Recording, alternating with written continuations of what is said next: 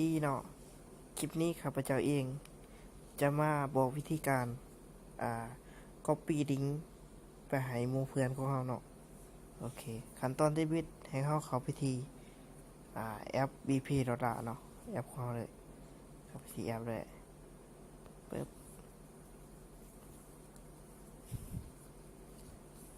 โอเคเดี๋ยวเขาไป copy เอาลิงก์เนาะนี่คือลิงก์ของเราเนาะเขากดที่ copy ด้วยกดที่ copy ลิงก์ปึ๊บcopy แนะนำสำเร็จแล้วเอาออกไปแอปเนาะแต่การให้เขาไปที่ Google เนาะ Google ปึ๊บแต่การพิมพ์ใส่คำว่ายอลิงก์เนาะโอเคแล้วก็ไปคลิกใส่เว็บยอลิงก์เนาะเป็นเว็บของไทยของประเทศไทยเนาะโอเคเมื่อเข้ามาหอหน้านี้แล้วให้เข้าคลิกแค่2นี้เนาะ https เนาะคลิกเข้าไปแล้วก็วางลิงก์ที่เราcopy มากดจึงไว้แล้วก็วางเนาะโอเคแต่ให้เรากดเพื่อยอลิงก์เนาะกดใส่นี่สีฟ้าๆนี่ปึ๊บโอเคนี่คือลิงก์ของเราเนาะที่ย่อมาแล้วคือข้าพเจ้ามาบอกในนี้เนาะก็คือว่าลิงก์ของเราเมื่อcopyมาเนาะมันจะเป็นลิงก์ยาวๆเนาะก็คือลิงก์ยาวเดี๋ยวข้าพเจ้าย้อนกลับไปโอเค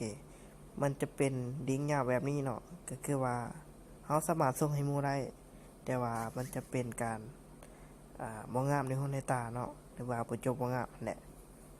โดยเราก็มีวิธีการย่อลิงก์เนาะเข้ามาให้เราcopyคัดลอกเอาได้เนาะคัดลอกปึ๊บโอเคเราคัดลอกแล้วตัวนี้จะเป็น QR code เนาะหรือว่าถ้าเราอยากเอากดเซฟไว้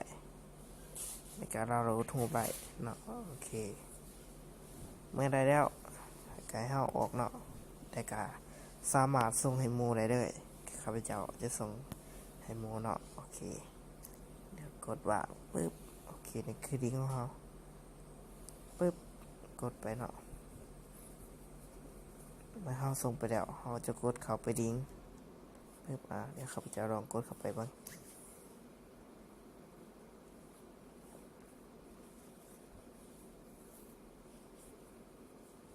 โอเคเนาะเราถามแป๊บนึงโอเคนี่ก็คือลิงก์สมัครเขาจะขึ้นมาแบบนี้โอเคคลิปนี้ก็จะจบเพียงสำนี้เนาะขอบใจทุกท่านเนาะก่อนจบจากคลิปนี้ข้าพเจ้าเองก็จะกล่าวคำว่าสบายดีเนาะ